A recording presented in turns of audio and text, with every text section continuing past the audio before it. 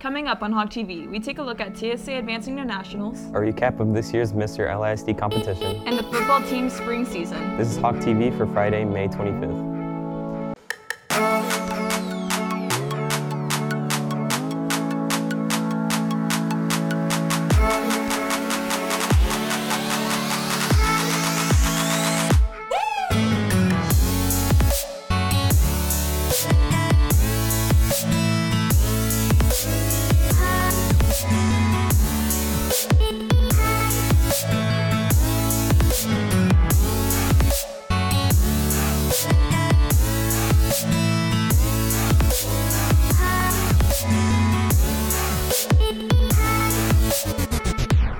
Good morning, Heber High School. I'm Nico Cox. And I'm Hannah Mobley.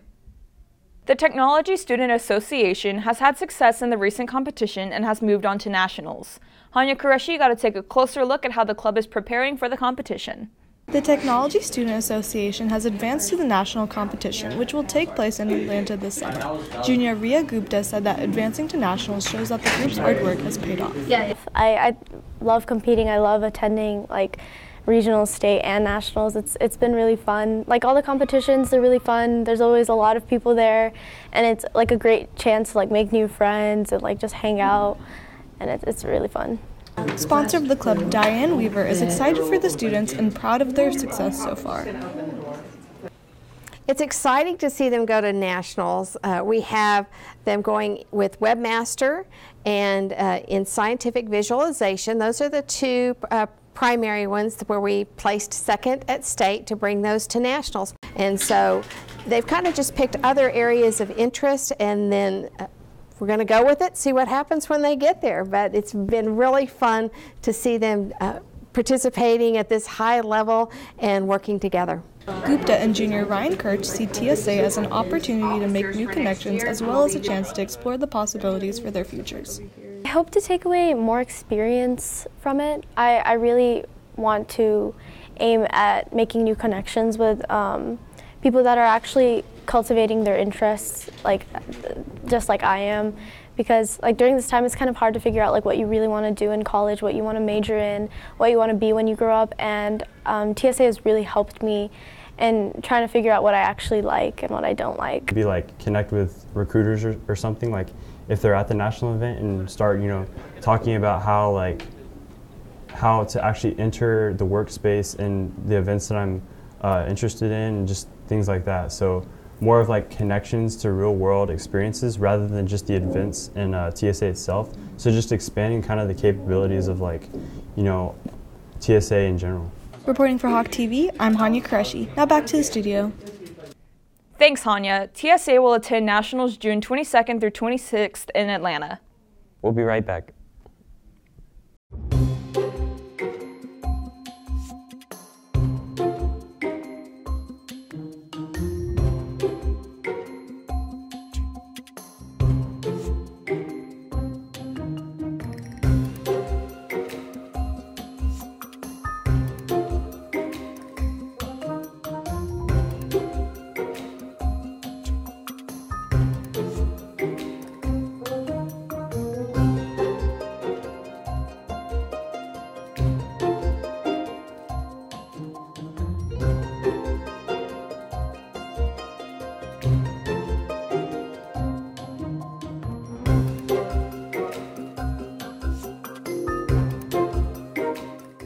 Welcome back. On Monday of this week, LISD held a pageant for senior boys from the 5 high schools in the district. Michelle Finninger got to take a closer look into the competition. In 2011, the first Mr. LISD pageant was held. It was placed on hiatus but brought back this year. The competition consists of the top contestants from each high school in the district. Mr. LISD is a competition between all 5 high schools in our district, so it's a bigger version of what we do here at Hebron with Mr. Hebron. The top contestants from each school compete in the same kind of beauty pageant with the fun swimsuit portions, the talent, and then also the formal winner in questions. Chief Schools Officer Dr. Joseph Coburn said that Mr. LISD was almost entirely planned and set up by the Student Advisory Group, which consists of students from different schools who came together and revived the pageant. Dr. Rogers and I, as the staff leaders of the Student Advisory Group, we just create the opportunity for the students to do all the work. I mean, they did all of the planning, from getting sponsors and judges and designing t-shirts, and every time they get together, it's just, hey, who needs to do this? Who needs to do that? What can we take care of? And so honestly, my role is just to watch it happen and make sure we just give them any support they need. Senior Brian So said he hoped to make new friendships and enjoy the experience of a competition. So what I hope to take from Mr. Hebron or Mr. LISD is just to make more friendships outside of Hebron. So I started talking to other guys from like Colony, Marcus. So hopefully just make like different like friendships from all over the district instead of just staying in Hebron. Coburn said that even though this is his first time attending Mr. LISD, he hopes the program will grow and be carried on throughout graduating classes. I hope it just gets bigger and better. I think this has really been a lot of fun. I wasn't sure how it was going to all come together when they started it in the fall, because I'd never seen a Mr. LISD. I didn't work or live in Louisville the last time they did one, back 5-6 years ago. So I really hope it continues. It's been really fun to watch them put it together. Reporting for HawkTV, I'm Michelle Finninger. Now back to the studio. Thanks, Michelle. Senior Brian So won the competition and was named 2018's Mr. LISD. With graduation coming up, Cole decided to hit the hallways and ask seniors about the upcoming event. I'm Cole. This is Cole in the Concrete. One last time. Let's go. Let's find us a senior.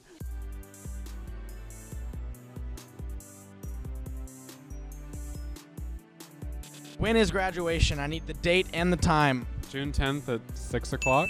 June 10th at 6 p.m. Graduation is June 9th. 10th? Oh. Oh my God. It's June 10th, and it starts when I show up. Fair enough. When is graduation? Date and time? No idea. All I know is that UNT. What is your dress code for you personally? Black slacks, black shoes, white shirt, blue, black tie, blue or black tie. You have to wear black slacks, black shoes. Yeah, black slacks, black shoes, and white button up. You gotta have formal shoes. I know you gotta wear something under it. That's a bummer, but you gotta have black pants, I think, black socks, and just wear a black t-shirt under your gown, I think. It's a white button-up, but White button. what is the dress code for women? White, blue, or black dress and black heels. And the length of your dress cannot exceed your graduation, what's it called? Gown. It has to be a black, white, or royal blue dress, and your heels have to be black, but it doesn't matter what color the bottoms of them are. How much money would it cost us to pay you to do a backflip off the stage after receiving your diploma? I don't know. $100. $100, that's it? A lot of money because I would break myself. I can't do a backflip, but I do it for $1 million. $10. I think we can make that one happen. Full tuition paid for. How much money would we have to pay you for you to do a backflip off the stage after receiving your diploma? $10,000. Like $10. I'd do it, man. In my heels. Or pay for my lessons to learn how to backflip. Or pay for my college tuition. Oh yeah, that one too. Yeah. All right, thank you, ladies. Thanks, Cole. In case you missed it, graduation will be held at June 10th at UNT Coliseum at 6 p.m. Junior Brett Brannon has developed a talent for an uncommon sport. Cole Phillips got to take a closer look into his passion for wakeboarding. Junior Brett Brannon is a wakeboarder. Wakeboarding is a water sport where athletes stand on a board and are typically towed by a boat. However, there are other ways to tow the athlete, including closed-course cable systems like the ones at Hydros Wake Park where Brandon works. Brandon's job has made the sport very accessible to him. I've just been around the lake my whole life, and I've really been dedicated to wakeboarding for the last year. I want to try to achieve to my maximum potential. Brandon takes part in competitions frequently. Wakeboarding trick competitions are scored based on type of trick, how big the trick is, and how clean the boarder executes the trick. There's lots of different kinds of competitions. I recently competed in one. It was just a kicker competition, and the kicker is the ramp we have right here. And basically just we threw our best trick that we can. We did 3 different tricks, and they picked the best out of them. While Brandon has only been dedicated to the sport for about a year, he's learned many tricks through fellow wakeboarders and social media. His job at Hydrus Wake Park allows him many opportunities to practice. I try to just learn new tricks on each feature the best I can and try to get better each time that I come. So I have tricks set in my mind that I'll see on social media that I want to learn, and then I'll just come out here and I'll try those. He's got a good work ethic. I know he's always out here because I come with him a lot of the times. I wish I was as good as him. There's a lot of tricks I wish I could do that he does, but maybe one day I'll get there. Brandon hopes to continue pursuing success in the sport and hopes to get a sponsorship from a board company, which he hopes will help kickstart his career. You get sponsored by a board company. They give you equipment to ride, like board, life jackets, and helmets. And then once you get really good, you start winning competitions, and they'll start paying you, and hopefully I can make a career out of that. Reporting for HawkTV, I'm Cole Phillips. Now back to the studio. Thanks, Cole. Brandon will continue to compete in the summer. Football has been preparing for its annual spring game. I got to take a closer look at the team's preparation for the game. As the football team prepares to showcase its spring season training, head coach Brian Brazel says the spring game is about having fun and keeping the team's morale high.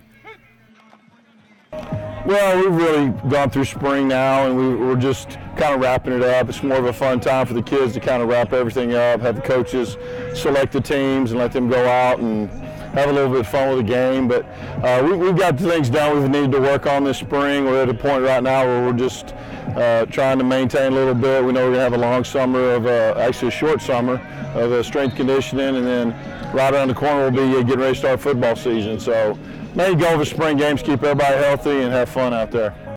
Junior quarterback Alex Holtum and sophomore quarterback Carson Harris believe the spring game is a chance for them to display all of their hard work during the offseason and set the tone for next season.